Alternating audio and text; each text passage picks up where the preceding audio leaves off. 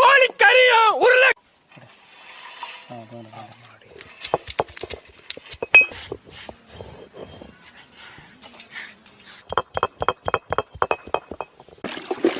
ஊர்ல கொஞ்சமா இருக்க கையில வராது.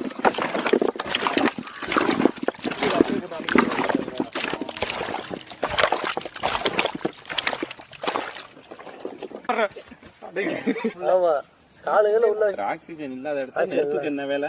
உனக்கு மட்டும் தான்டா தம்பி, எதுவுமே அதெல்லாம் இருக்காதுங்க. வாங்க நல்லா மிதிக்கலாம். சுடுதண்ணி கீழே உள்ளது பயங்கரமா இருந்திருக்குமோ இருக்கு. இந்த சைடு கொட்டு கொட்டு கொட்டு நம்மளுக்கு